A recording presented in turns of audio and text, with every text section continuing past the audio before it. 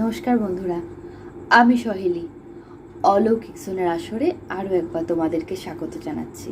তার আগে আরও একবার বলে দিতে চাই, তোমাদেরকে অসংখ্য ধন্যবাদ। এইভাবেই আমাদের পাশে থেকে এখনো 1 বছরও হয়নি অলৌকিক জোনকে, একটা খুব ছোট্ট একটা চ্যানেলকে 1000 সাবস্ক্রাইবারের এই প্রথম মাইলস্টোনটা কমপ্লিট করতে তোমরাই সাহায্য করেছো। তো তোমাদেরকে many many many many thanks. এটা দিয়ে আমি শুরু করছি। আজকের এই ঘটনাটা আমি প্রথমে অনেকদিন আগে ভেবেছিলাম বলবো, কিন্তু বলতে চাইনি মানে কিছু কিছু ইনসিডেন্ট এমন হয় না, বলতে কেমন কেমন একটা অস্বস্তি লাগে, অস্বস্তি ফিল হয়। সেই ফিলিংসটা এতগুলো বছর কেটে গেছে, আজও আমার মধ্যে রয়েছে সেই অস্বস্তি ফিলিংসটা। আর একটা মাঝখানে একটু ইন্টারাপ্ট করছি, এই অ্যাম্বিয়েন্সটা কেমন লাগছে একটু জানিও। একদম ঝাঁ চকচকে আলোর মধ্যে ভূতের গল্পটা কেমন একটা লাগে, তাই জন্যই অ্যাম্বিয়েন্সটা একটা ক্রিয়েট করার চেষ্টা করেছি। যেটা হয়েছিল 2017 সালের ঘটনা। তখন আমার মেয়ে হয়েছে সবে, একদম খুব ছোট্ট। তো ওকে দেখাশোনা করতেন একজন আয়া মাসি, ওনাকে রাখা হয়েছিল, উনি দেখাশোনা করতেন। ওই সময়টা মোটামুটি ভালো যাচ্ছিল। একটু বলে দিই, আমাদের বাড়িটা 3 তলা, তো একদম টপ ফ্লোরে আমরা থাকি। সারাদিন বাচ্চাকে নিয়ে আমি প্রথম যেহেতু বেবি হয়েছে, আমি ওপরে থাকতাম। যা আমার যাতে দরকারি জিনিস আমাকে দিয়ে দিয়ে যাওয়া হতো, সমস্ত কিছু ঠিকঠাকই ছিল। তারপরে একটা টাইমের পর আমার ফ্যামিলির আরও যারা মেম্বার্সরা আছে, তারা ডিসাইড করে যে একটু ছোটোখাটো একটা ট্রিপে যাবে, উইকেন্ড ট্রিপে। তো আমি, আমার হাজব্যান্ড, আমার বাচ্চা থাকি, তার সঙ্গে আয়া মাসি থেকে যায়, আর বাকি সবাই বেড়াতে চলে যায়। মনে দুঃখ হয়েছিল, বাট ঠিক আছে, মানিয়ে নিয়েছিলাম, কারণ এত ছোট বাচ্চা নিয়ে তো কোথাও যাওয়া যায় না। তো ওটা বাড়িতে প্রথমে থাকা। এবার একটা জিনিস বলে দিই, ছোটোবেলা থেকে আমি এটা না বললে পুরো ঘটনাটার মনে হয় বলাটা খুব একটা শুনতে ভালো লাগবে না। আমি নিজেরটা নিজে, সবাই বলবে নিজে খুব সাহসী না, বেসিক্যালি আমি খুবই সাহসী। কারণ এরকমও একটা ইনসিডেন্ট আছে, আমার বান্ধবীর বিয়ে থেকে আমি ফিরছিলাম, একটা অনেকটা লং এরিয়া, ঘুটঘুটে অন্ধকার। মানে আমি যেখানে বিয়ে বাড়িতে গেছিলাম ওখানে পাওয়ার কাট হয়েছিল, ওই এরিয়াটাই আর কি। তো বিয়ে বাড়িতে তো জেনারেটর থাকে, বাট সামনাসামনি পাশের পাড়াতে তো জেনারেটরের ব্যবস্থা করা হয় না। তো ঘুটঘুটে অন্ধকারের মধ্যে একটা স্টেশনের ঠিক পাশ দিয়ে একটা রাস্তা দিয়ে আমি একা, অনেক রাত্রে, এবং তখন বর্ষাকাল ছিল, একা বাড়ি ফিরেছিলাম আমি।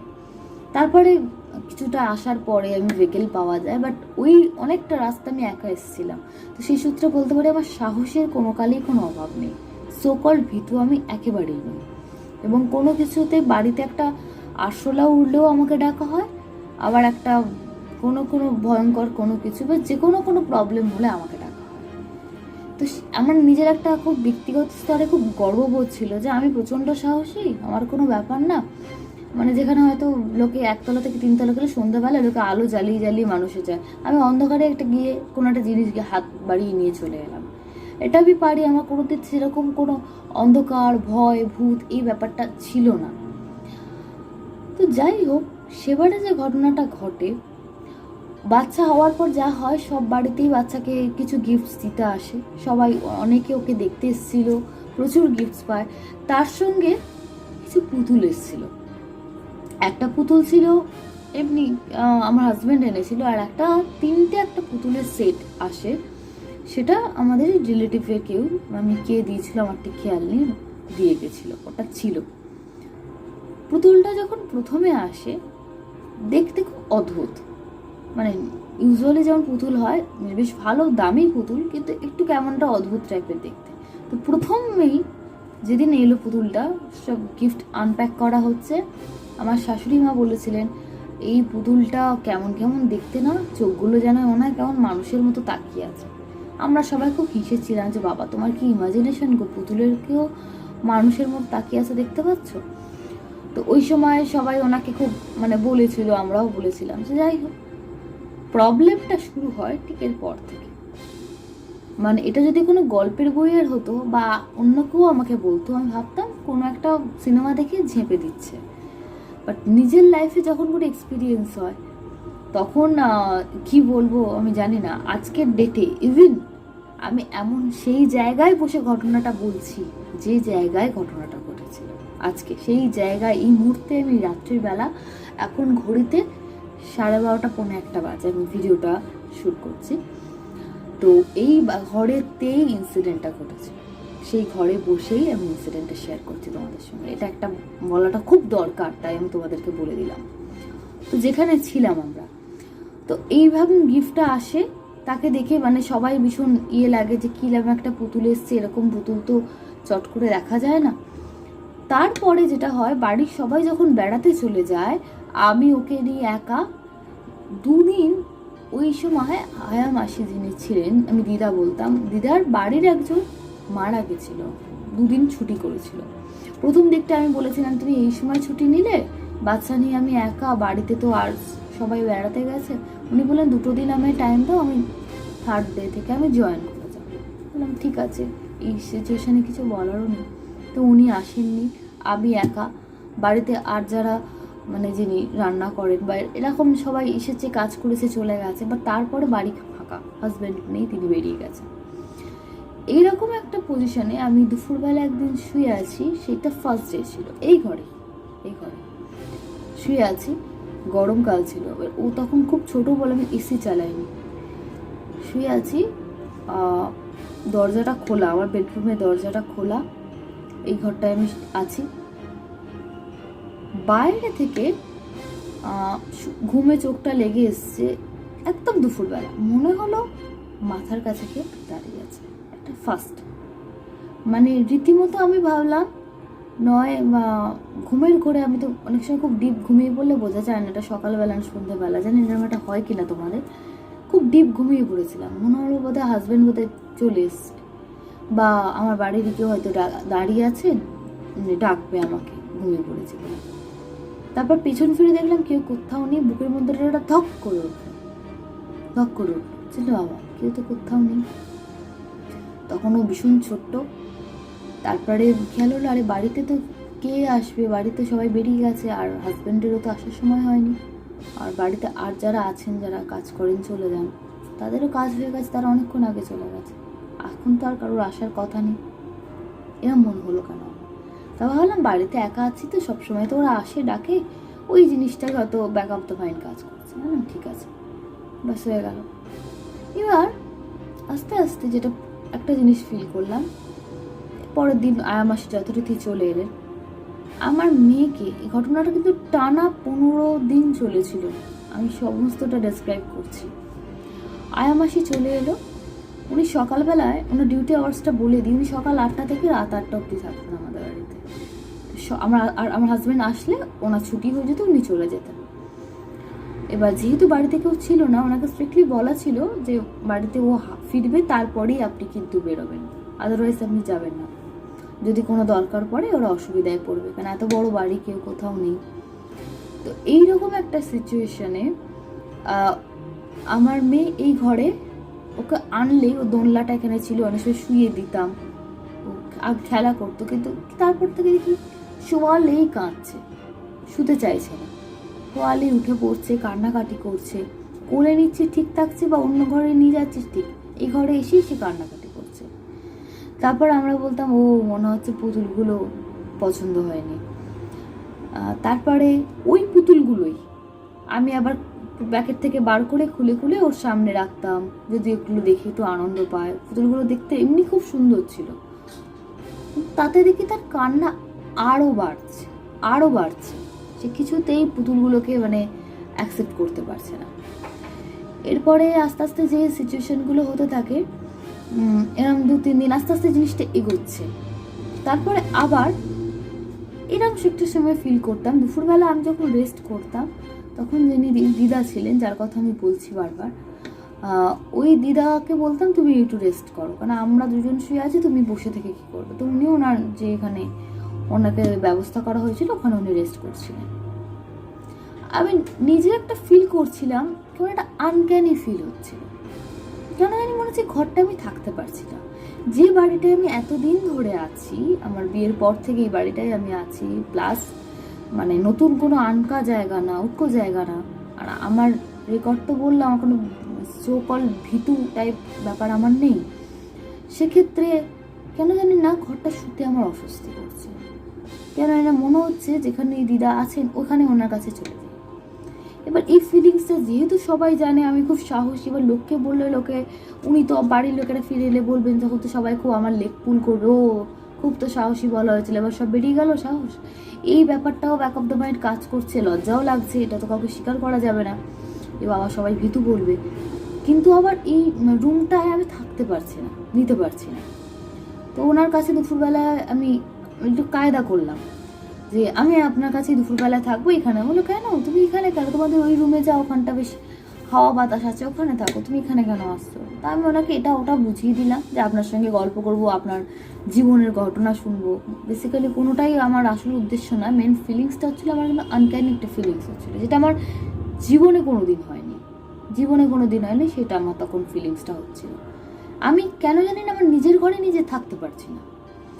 এইবার আস্তে আস্তে যেটা হলো, সন্ধেবেলা ন্যাচারালি আমরা সন্ধে দেখাই সমস্ত বাড়িতে ঘরেতে, আমি ফিল করছিলাম আমি আস্তে আস্তে যত দিন যাচ্ছে, একতলা দোতলা ঠিক আছে, এই তিনতলায় উঠতে আমার কেমন যেন ভয় লাগছে।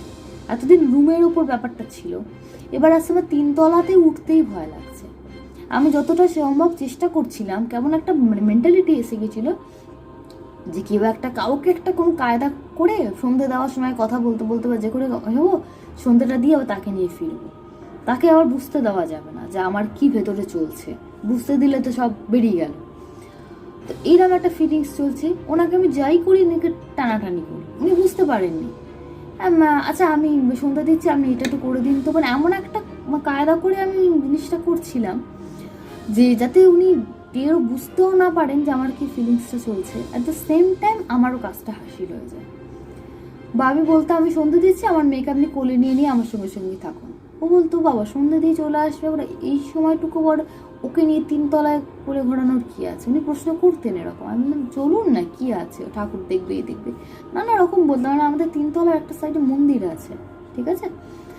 তো এবার আমাদের সন্ধ্যা দেওয়ার পরে মন্দিরের দরজা আমরা বন্ধ করে দিই, কিন্তু তখন থেকে একটা ফিলিংস হচ্ছিল যে রাত্রে একবারে বন্ধ করা হবে, এখন খোলা থাক, যেন ঠাকুরের ঠিক যেটুকু ঠাকুরের স্থান ওইটুকু জায়গা গেলে বড্ড শান্তি পাচ্ছিলাম। বাট বাকি জায়গাগুলোতে কেমন একটা নিজের বাড়িতে নিজের ঘরে আমি আনক্যানি ফিলিংস হচ্ছে, একটা অদ্ভুত ফিলিংস। এটা মানে কীরকম ফিলিংস এরকম ভাষায় প্রকাশ করা যায় না, এই ফিলিংসটা আমার হচ্ছিল।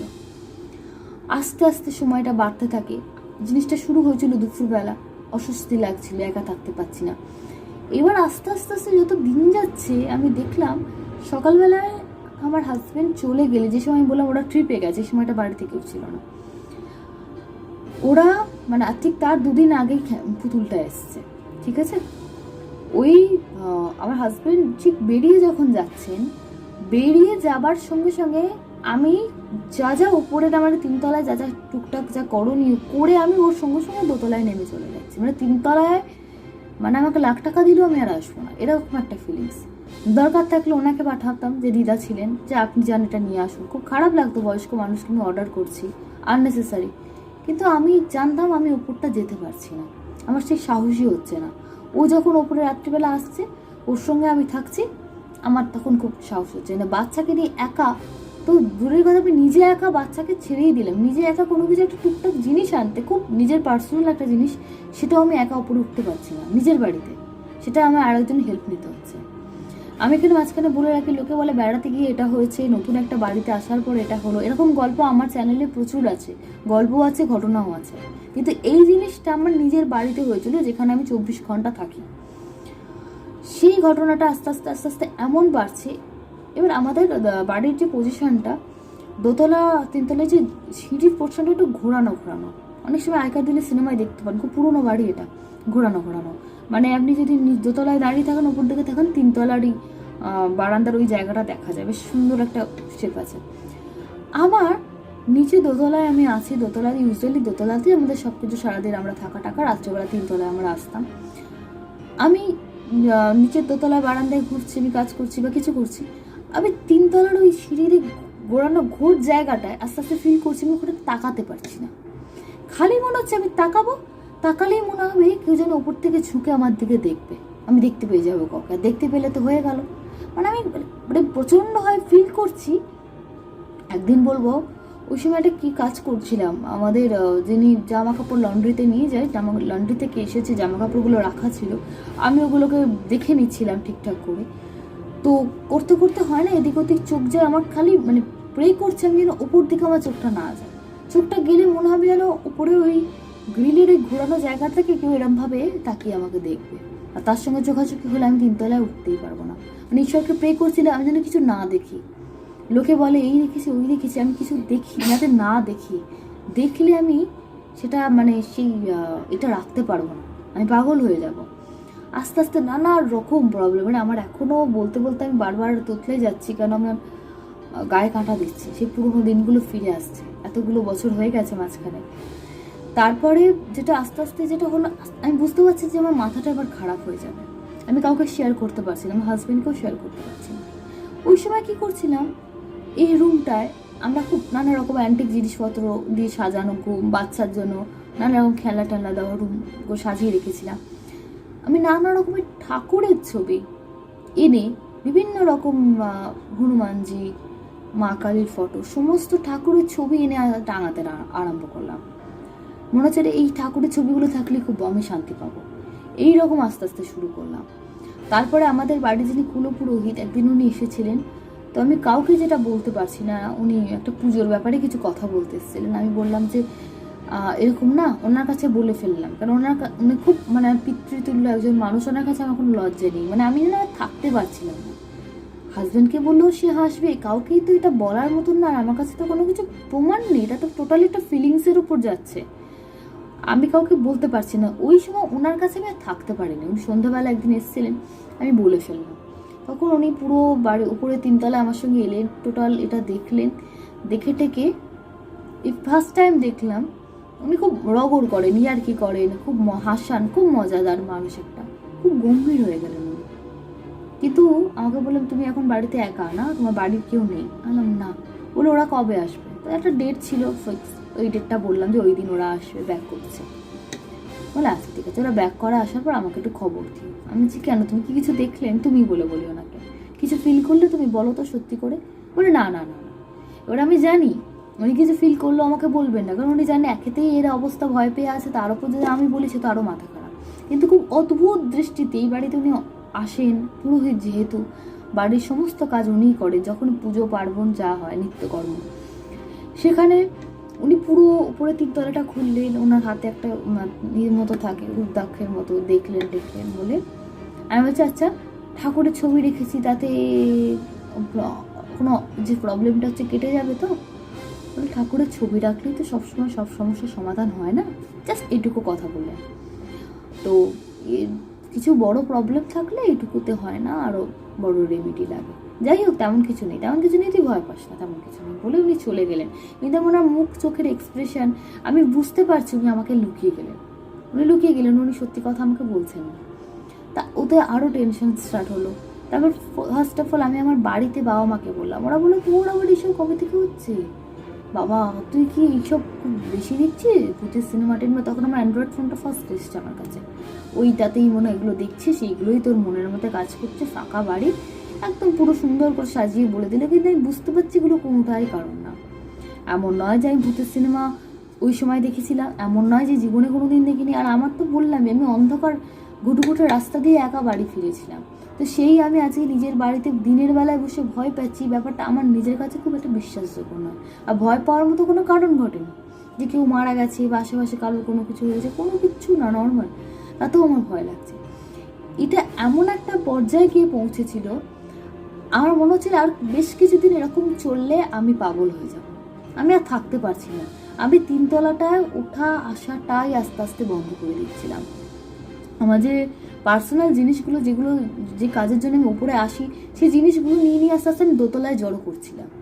তারপর ওরা একটা টাইমের পর ওরা ফিরে এলো, ওরা এসে দেখছে সমস্ত আমি যে জিনিসগুলো 3 তলায় রাখতাম, ওরা ফার্স্ট এটা খেয়াল করে শুধু 2 তলায় রেখে দিয়েছি, যেগুলো 2 তলায় থাকে না। জিজ্ঞেস করলো এগুলো কেন হয়ে গেলো? না আমার নতুনভাবে এগুলোকে আমি সাজাচ্ছি। স্বীকার করার তো কোনো প্রশ্নই ওঠে না, আমি স্বীকার করবোই না, তাহলে তো জেনে যাবে। এবার আজ অব্দি তারা কেউ জানে না, এই ভিডিওটা দেখলে হয়তো তারা জানতে পারবে যে এরকম একটা ইনসিডেন্ট ঘটেছিল। পরে আমার হাজব্যান্ডই শুধু জানে এটা, আর আমার বাবা আর ওই পুরোহিত কাকু জানতেন।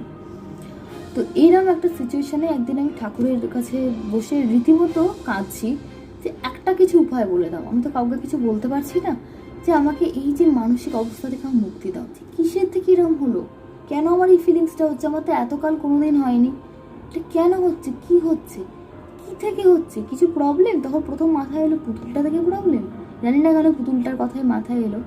আর পুতুলটাকে এমন অদ্ভুত ছিল, আমার কাছে ওর কোনো ছবি নেই আর রাখতেও চাই না, থাকলে আমি দেখাতাম। আর 5টা পুতুলের থেকে টোটালি আলাদা, টোটালি আলাদা। ওরকম পুতুল অনেক দেখতে পাওয়া যায়, একদম দেখে যেন জ্যান্ত বাচ্চার মতো লাগে, বাট ওই পুতুলের চোখের দৃষ্টি, বললাম না আমার শাশুড়ি মা বা আমার বাড়ির লোকেরা যখন প্রথম পুতুলটা আসে আমরা আনপ্যাক করেছিলাম, তখনই দেখে বলেছিল যে এটা যেন একটু কেমন অন্যরকম না, চোখগুলো কেমন যেন তাকিয়ে আছে। তো সেই জিনিসটা আজকে আমার একার ফিলিংস হয়নি, ওনাদের কিন্তু ফার্স্ট টাইম মানে জিনিসটা ওরা ফিল করেছিলেন। তারপরে ব্যাপারটা ওরা যেহেতু বেরিয়ে চলেছে আর কোনো কিছু বুঝতে পারেন। একদিন আমি কি করি, প্লাস্টিকের মধ্যে 3টে পুতুলকে, তারপরে সেই দিনকে যেদিনকে খুব ভেঙে পড়েছি, যেন মন থেকে কে বললো যে আমি বিভিন্ন সিনেমা টিনেমা দেখা না, ঠাকুরের কোনো জিনিসে যদি কোনো অপদেবতা বা কোনো মানে খারাপ শক্তি, ইভিল পাওয়ার থাকে, সে জব্দ হয়ে যায়।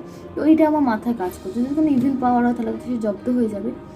একটা বড় প্লাস্টিকে যেটাতে এসেছিল, সেই প্লাস্টিকটা খুঁজে বার করে তার মধ্যে ওগুলোকে সব কটাকে ঢুকিয়ে হরে নাম হরে কৃষ্ণর যে নামাবলী হয় সেটা দিয়ে রীতিমতো পেঁচিয়ে হনুমান চালিসার একটা ছোট্ট বইও তার মধ্যে ঢুকিয়ে, আমি এগুলো নিজের বুদ্ধিতে করেছিলাম, আমাকে কেউ কিন্তু কিছু বলেনি। পুরোহিত কাকু বলেছিলেন যে পরে আমি রেমেডি যদি কিছু হয় বলবো, বাট উনি তো স্বীকারই করেননি আমার কাছে, কিন্তু আমার নিজের মন থেকে এটা এসেছিলো, টোটালি মন থেকে। এটা করে ঠিক যেদিন করলাম সেদিনটা ওই ফিলিংসটা ছিল 3 দিনের দিন থেকে সেই ফিলিংস আস্তে আস্তে চলে যায়। আর এটা কোথায় রাখলাম প্রশ্ন আসতে পারে, আমাদের বাড়ির স্টোর রুমে আমি রেখে দিয়েছিলাম।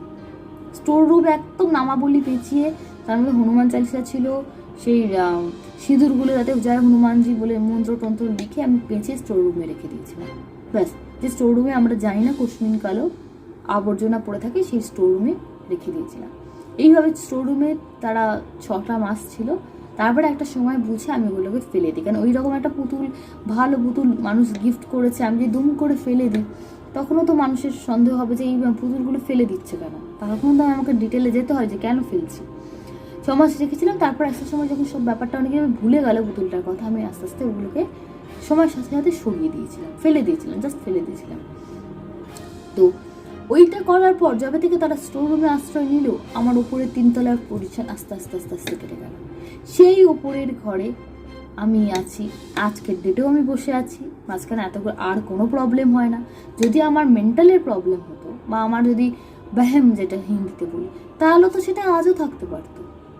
আজকে এই ঘরে আমি 3 তলা, আমাকে সমস্ত লাইট যদি অফ হয়ে যায়, আমি আসি, আমি এসে যে কোনো জিনিস কোনো দরকার হলে আমি এসে করে যাই, আমার কিন্তু সেই ফিলিংসটা আসে না।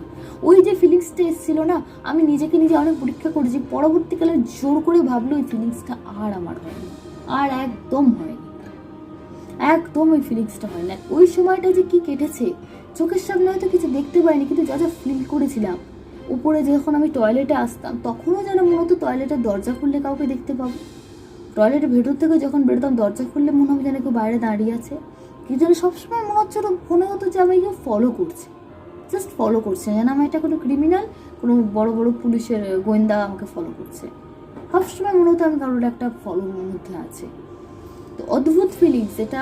আজকে আমি প্রথমে ভেবেছিলাম অলৌকিক জন্য এগুলো বলবো না, কিন্তু আমি ভাবলাম যে আমি এত মানুষের এত ঘটনা বলি, এই ঘটনাটা বলাই হোক না। তারপর ভাবলাম যে 1000 সাবস্ক্রাইবার কমপ্লিট হোক, সেই অনুযায়ী একটা স্পেশাল এপিসোড করবো যে আমি আমার এই ফিলিংসটা শেয়ার করবো। তো আজকে সেই দিনটা এসেই গেল। অনেক হেজিটেট করছিলাম, একবার ভাবছিলাম বলবো, একবার ভাবছিলাম বলবো না। তো আজকে নর্মালভাবে বলেই দিলাম তোমাদের, এই ঘটনা আমার সঙ্গে ঘটেছিল। আর তারপর থেকে আজ অবধি কোনো দিন সেই ফিলিংসও আর আসেনি, সেই জিনিস আসেনি। তারপর থেকে বহু পুতুল এসছে, বহু পুতুল গেছে, জানেনি বাচ্চাদের খেলনা বেশি দিন থাকে না, কিন্তু সেই জিনিসটা আজ অব্দি আমি আর ফিল করি, আজ অব্দি ফিল করি। এই বানানো আমি ভগবানের কাছে প্রে করবো আর যেন কোনোদিন ওই জিনিস আমার লাইফে, কারুর লাইফে না আসে, আমার বলে না, কারুর লাইফে যেন না আসে। এবং আমার মেয়ে ওই সময় খুব চেহারাটা খারাপ হয়ে গেছিলো, খুব অসুস্থ হয়ে গেছিলো, যদিও আমি এটার সঙ্গে কোনো অলৌকিক জুড়তে চাইছি না, বাট তারপর আস্তে আস্তে আস্তে আস্তে ওর প্রবলেমগুলো কিন্তু সলভ হয়ে যায়। এবং আমার যে সবথেকে বড় প্রবলেম হয়েছিল, যে ট্রমার মধ্যে আমি ছিলাম, একদম যেন মনে হয় যেন ভ্যানিশ হয়ে গেছিলো ড্রামাটা। যদি বলেন যে আমি ওইটা ওই হরিনামের চাদর দিয়ে বেঁধে রেখে ওগুলোকে করেছিলাম বলেই আমার মন থেকে ওই পিসটা এসেছিলো, যদি তাই বলেন তাহলে তাই। কিন্তু আমি যে জিনিসটা ফিল করেছিলাম এটা কাউকে এরম বলে বোঝানোর মতন না, যে কতখানি একটা নিজের বাড়িতে এই ধরনের ভয়ঙ্কর একটা নিয়ে থাকাটা যে কি ডিফিকাল্ট, জানি না আর কিভাবে বলবো। তবে সেই ঘরেই আজকে এখনো অবধি বসে আছি যেখানে ঘটনাটা ঘটেছিল, একদম এখানে, এবং এইখানেই পুতুলগুলো সাজানো ছিল, এই যে আমার ব্যাকগ্রাউন্ড দেখছে। এই হলো আজকের ঘটনা, একদম সত্যি ঘটনা, একটু বানিয়ে বলিনি। আশা করি আমার এক্সপ্রেশন বা আমার কথা শুনে বোঝাই গেছে যেখানে বানিয়ে বলার কোনো কিছু নেই, বাড়িয়ে বলার। শুধু জানি না কতটা ফিলিংসটা আমি বোঝাতে পারলাম। তো আপনাদের মতামত থাকলে অবশ্যই জানাবেন, আপনাদের লাইফে কোনোদিন এরকম কোনো এক্সপিরিয়েন্স হয়েছে কিনা। আর আরও একটা জিনিস বারবার রিকোয়েস্ট করবো, আপনাদের ঘটনা বা গল্প কিন্তু আমি খুব একটা বেশি পাচ্ছি না। আপনারা নিজেদের জীবনের যে কোনো গল্প বা ঘটনা আমাদের পাঠিয়ে দিতে পারেন। অলৌকিক জনে কিন্তু গল্প ঘটনা দুটোই পরিবেশন করা হয়। চ্যানেলটাকে এগিয়ে নিয়ে যেতে গেলে প্লিজ ভালো ভালো ঘটনা আর গল্প পাঠান। আর যারা এখনও সাবস্ক্রাইব করেনি প্লিজ সাবস্ক্রাইব করে আমাদের পাশে থাকুন। আজকে এখানেই শেষ করছি, বড্ড বড় এপিসোড হয়ে গেছে, এত বড় এপিসোড হয় না ইউজুয়ালি অলৌকিক জনে।